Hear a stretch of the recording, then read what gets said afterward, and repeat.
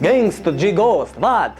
What in the big candy hell spell has you hexed meow? Oh, the pain of life!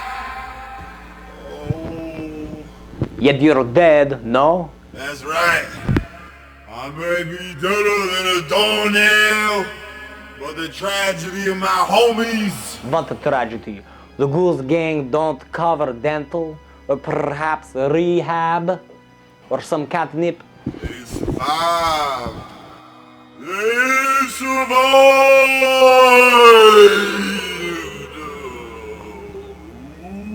Left. For reaccount, we was messing around with raising some demonic forces and exploiting the abilities of Zach's grandma, who be a practitioner of voodoo. Goose Gang, always messing around with old people. Pretty funny stuff. We was trying to summon the name Rouge for protection, and so we could scare people out of Joe Louis Arena and take it over. I think this was a while ago, no? I was trying to make myself invincible, casting a spell to be unstoppable. But I went wrong, cat. I was drinking and I was slurring my words a bit. You mean like you always do? I was the eyes watching out with D-Money. Then the car came roaring down, ripping around, and I was drunk. I got hit, splat. Then D-Money jumped out the way. He survived. He survived. Alright, it's terrible. Sorry for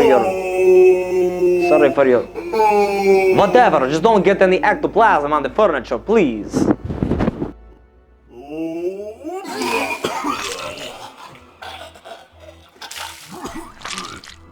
How can you puke when you don't even have a body? I don't know. I don't know.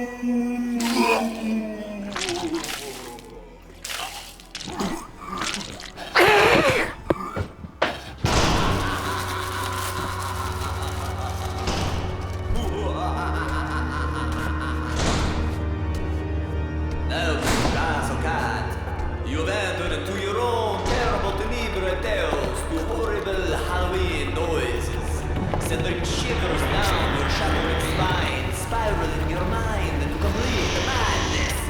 Greetings, you sick and disturbed canine scoundrels. It is your feline host, not to boast, Count Cat here, bringing you more nightmares from Castle Cat. Tonight we get the inside story and background on the Magic Man, or the Magic Extraterrestrial. Founder of the Planet 9 films, Oshka Kuwalski. He's also my Hollywood agent. Oshka, thank you for taking the time out of the clock of your busy schedule to be here. It's no problem at all, Count. I didn't have to come far. No, you didn't. His office is just down the hall. That all likes to rearrange itself, literally. Yes, it's a very psychedelic castle. So, how are things? Busy, very busy, producing and editing non-stop, feeding my tobacco and prostitute habit. You dirty bastard. You should see the pines they have around the corners in December. So green and so lush, I can't control my lust. I've never understood the sexual appeal for green branches, but you know, to each their own. How did you get started in film? Or where should we start? I want to make sure we capture your life story tonight. Less than 31 hours of it, however. Absolutely. It's been a long ride, that's for sure, Cat. Prohibition in the 80s really damaged my memory, though. Alright, man. How about you tell us a bit about your childhood and immigrating from another planet? Well, I came here with my 3 parents from Oshka after our planet was infested with a plant that was killing our species. We landed in Poland on Earth in 1901, where my father died in World War I. At age 34, I immigrated over to Detroit, Michigan. That was 1922.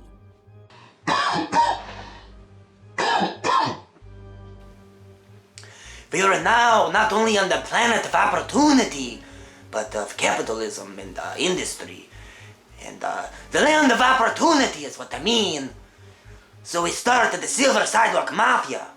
The Silver Sidewalk Mafia was a mafia in Detroit, Michigan in the 20th century, where they would smuggle all sorts of drugs and do all kinds of criminal activity. It is supposedly what started the mole people rumors happening around the city.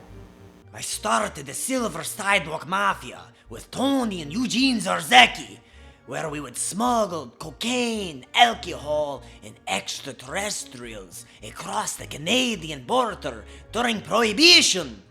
After the Mafia disintegrated in the 1980s, I ended up serving for 6 years in the Wayne County Prison for possession of a weapon. Afterwards, I got a factory job at the GMC, but I didn't do too well there. I don't have hands. I couldn't imagine having no hands, especially for how beautiful mine are.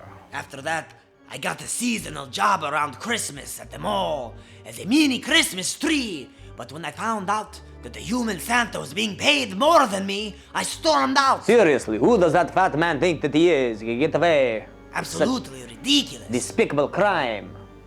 How could you pay a fat man in a suit who doesn't exist for somebody? I go through enough oppression and people thinking that I'm a Christmas tree, so to dress up as one and to be paid below minimum wage was absurd. It's just another problem of being an immigrant. Most places wouldn't hire me because I was an alien. For some strange reason, it seemed to me that people on Earth not only hate extraterrestrial or interdimensional cat pyres, but they hate each other just because like their skin or their genitals are different, or they want to fuck other people even though it's consensual. I don't understand this planet. It's disgusting. I also don't understand why they haven't killed off all of the Scientologists already.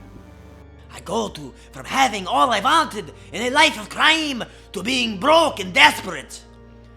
I went through my rough period. My family had passed. I had no contact with my home planet or people. My family from the Silver Sidewalk Mafia had been killed, arrested, or had to change their identity mostly. I was hated for being different, for not being human. I stayed in bed for months drinking and watching Alien Nation. That's when it dawned on me.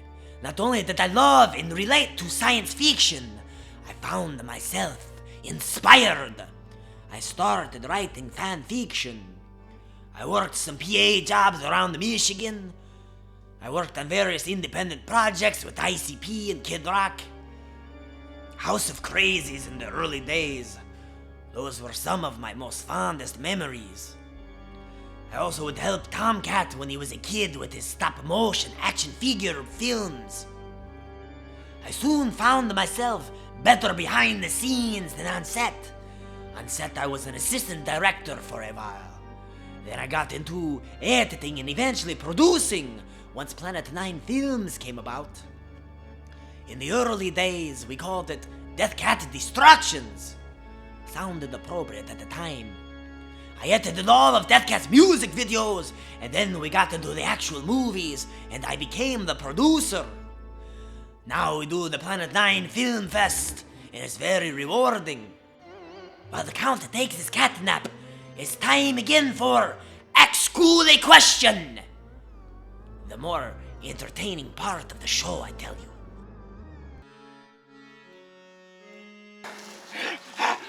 We're here to ask Ghoul'a a question. We're gonna ask Manny here a question. Manny, what do you know about aliens? Aliens. aliens. I'm sure you know about aliens, young boy. First of all, your breath stinks. But I'm gonna tell you the question. I'm gonna answer your question. They're from space and they abduct people. Welcome to another episode of Ask Ghoul'a Question. I'm here tonight with Johnny Khan in the Abyss. Johnny, let me ask you what you know about extraterrestrial. Oh, I don't know anything, man. All I know about ETs is that they're fucking assholes, be abducting people and shit. I heard Pisces get abducted more than any other sign. Are you gonna hurt me? Pisces. Very strange. I'm not gonna hurt you, but I'm gonna take you out of this world! No! Ah! This is Ask Ghoul'a Question. Yeah, what? I need to ask you a question. What do you want to know? What you know about aliens? I don't know shit. What do you got to know about them? What do you want to tell me? What? And welcome back to Axe Ghoul Question. I am your host, Joe Ghidorah Ghoul. And today we have Tanya, back from the dead thanks to a witch. And Tanya here has some more stories to share, hence why we brought you back. Thank you. Nice to be back. Yes, it's nice to have you back. For now, anyways. Now tell us, you have a story about aliens, I hear. I do. So one time I was in middle school and we got woken up because we heard this big blast and all this light everywhere and the whole house was shaking and it felt literally like a UFO landed on our house. What color was the light? Various. Various like rainbow? Like rainbow. Whoa. Alien pride, bro. Right? So aliens are gay. Maybe. I don't know. Interesting. We should ask. But so so there was like lights and it was like and the whole house was shaking, so it clearly woke us up. It was like maybe 1 or 2 in the morning. So Nah, that's still pretty early. agreed. But I was in middle school, so that was late back then. So Debatable. my mom and my brother and I, we were like, oh my gosh, we gotta search the house for aliens, because I was certain that was a UFO, and I was certain that I was gonna find some aliens in our house because they landed on the house. Why not somehow get in? So we ran around with flashlights, we ran around the whole house, went to the basement, looked, couldn't find any. Was there any sign of forced entry? No. But aliens are pretty smart, and they can even sometimes enter your mind without you knowing. Really? I would think. The telepathic aliens. Right. They know that you know that they're there. Because they can read your mind. But that's just another story. Unless they want you to think that you know that they know that they're there. Right. But really, they know that you really don't know. But they're making you think you know. True. Possibly. Possibly. They were pretty smart. But, we looked around, didn't find any aliens, and then the next day we found out it was just a transistor that blew up. So, unfortunately. Yes, that is indeed quite unfortunate. This is what I know about aliens, man. What do you know? Alright. If the government hears me saying this, man, they're gonna pop a fucking drone right on us, just so you know. I'm just gonna tell you right now, they exist, they're here, they're real, man. They're right among us, they're right here. They're fucking right here. That's all I fucking know, man. Alright, they're gonna kill us, man. They're gonna kill us. Kill? Please. Kill? Yeah. Kill? Oh no. Tomcat, tell me a little something about aliens. Aliens, well, you got your Zisps, you got your Slores, you got your Unlurtics, you got your Moon Vampires, you got your Greys, all kinds. You got your Dilmuffs, which is space socks, you got your space possums, and I guess I'll pick one to start with. So, most people, they know about the Greys. The Greys is clones. When I was a kid, I realized with my brilliant feline mind, being connected to the draconian system myself, you look at a caveman, right? He's all like lumpy and hairy and shit. You look at a fucking gray, he's all smooth and sexy and has no genitalia, big eyes. You look at a human, smack dab in the middle. So my hypothesis is that, you know, the human's genetics get so warped and messed up so that grays came from humans, I think, maybe. And they're the ones that are known to abduct people out of their homes and off farms and do weird experiments on them, and they mix their mojo with the female human embryos so they can create some humans so that the race don't go extinct, which it kind of already does. It's sort of like a paradox, I think. So what do their spaceships look like? I don't know. I think they're like flying saucers or some shit. And then you got the reptilians, which you can trace back to like the whole like Enoch stuff, and I don't know if these is real. I think the real ones is the Zisps, which they got a gray complexion, they got 4 eyes, they're all like kind of hairy with their antennae. They, like the reptilians, is really imperialistic war Mongols, sons of bitches. I guess you can't say Mongols, that's technically prejudice towards Mongolians. Can I kill him now? And so then you got your space. Well, it seems to me that they came here from their home world, genetically manipulated the somewhat intelligent apes that were already here, made modern humans to be a slave race and mine gold for them. Gold. Why is everybody so obsessed with gold? Well, apparently they needed it to atomize and spray in their atmosphere to reflect the sun because they were overheating. It's like I'm overheating with rage. Yeah! We're here on Axe School of Question. I'm truly a ghoul'a, here with Tomcat over here. How's it going, Tomcat? Tomcat's gonna tell us a little something about aliens. Take it away, Flying Saucer Man. Okay, so like I was saying, if I can even remember properly, fuck, I did forget what I was talking about. So, you got your slores. Slores are also related to the shapeshifters. They're typically green in complexion. You can see through them. They're sort of translucent, transparent. They got many eyeballs, yellow mini eyes all over I think them. my ex was a slore. Probably if you like to just like consume and absorb stuff like a living fungus. Fuck. Yep, that'll do it. And then they're green blobs. They use technology to kind of like keep them in shape, to give them a sort of like form so they can get around so they don't get fat and lazy. Yeah, well they are pretty fat and lazy anyway. We're here on Ask School the Question. We're gonna ask Maria a question. What do you know about aliens? Aliens. Oh man, that's a very hard question. Well, we're aliens to other aliens, so I mean, aren't we all aliens at the end of the day? The slores work often with the Zifts. When the Zifts go around imperializing and conquering planets and stuff, the slores like to just like absorb what they destroy and accumulate it into their stuff, turning it into nightclubs. Then you got your Dilmuffs. They're not like earmuffs. Yeah. But they are fuzzy wuzzies. And they fly around in kind of As like opposed to Jizzy Wizzies. Well, actually, a lot of them are pretty jizzy wizzy because another word for Dilmuffs is space sock, and they like to use other space socks as. I'm gonna kill you now. I'm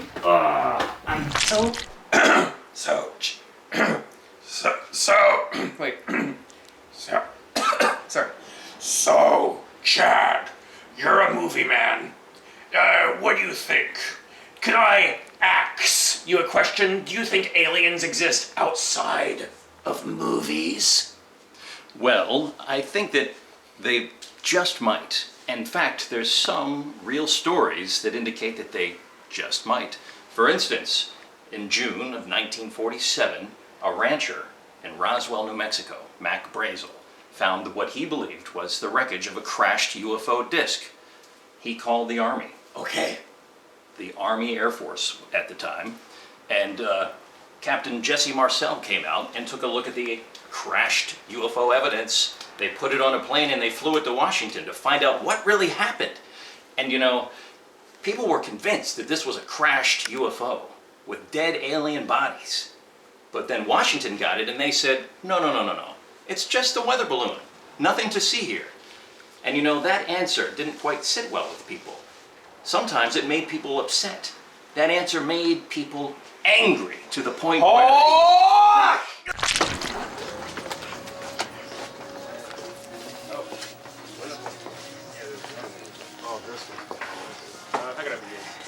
This is Ask Ghoul'a Question.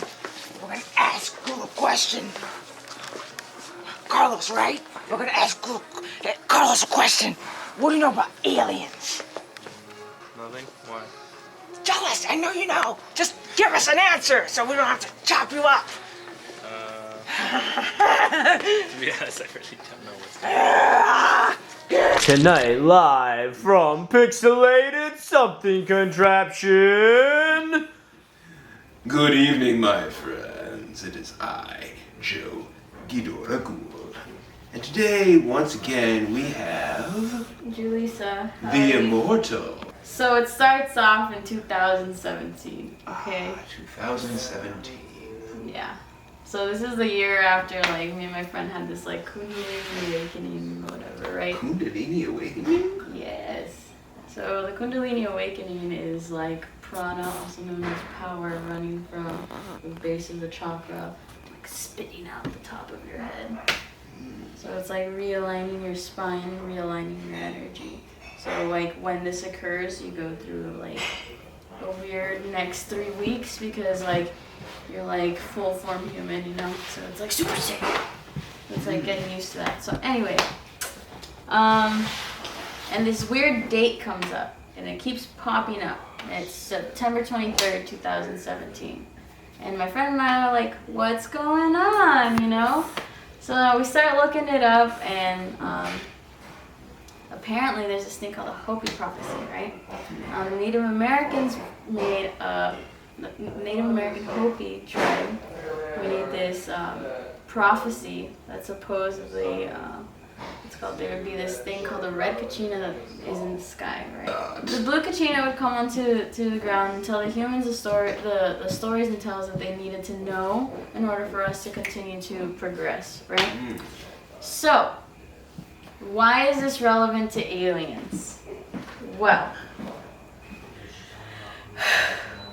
so it was like August 12th or something like that. It's 2017. It's a month before this is about to occur. I'm like ready. I'm like, something's coming. It's gonna be crazy. The Native Americans have been saying it's October 23rd, 2017. Blah blah blah. Right? I go to sleep one night and there's like, and I close my eyes, and then I hear this like weird thing, and it's at my friend's house, and it's like there was like weird commotion that was going on outside, and there was like a green light, right? And I was like, Julie's having weird dreams again, right?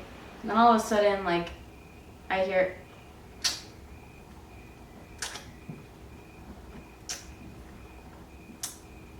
and like the thing is, it was like heel toe, right?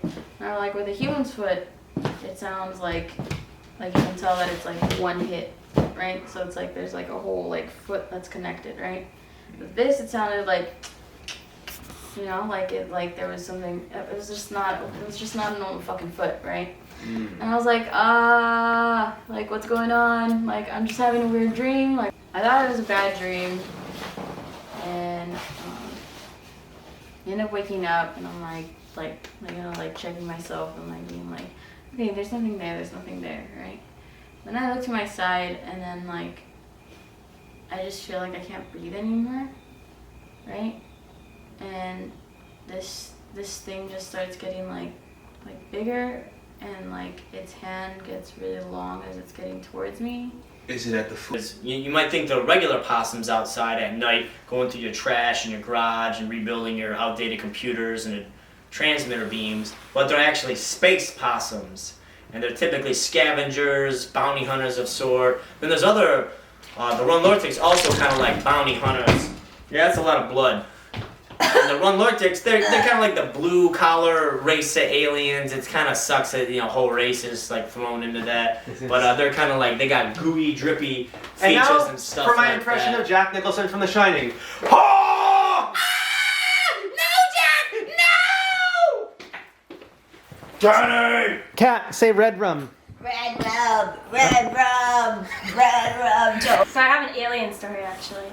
I can tell you all about it. Very interesting. Tell us. All of it. Yeah, so apparently in Zimbabwe in the early 90s, these little kids were in the schoolyard playing, and every adult was inside having a meeting, which is kind of weird, you know, like they left the kids alone. But anyway, they all saw a spaceship fly down, and when the spaceship fly down, a little tiny creature came out with long black hair, and it was speaking to them telekinetically. Like it was speaking to them through their thoughts and telling them about how the planet was doomed and they had to try and save it. So it's real.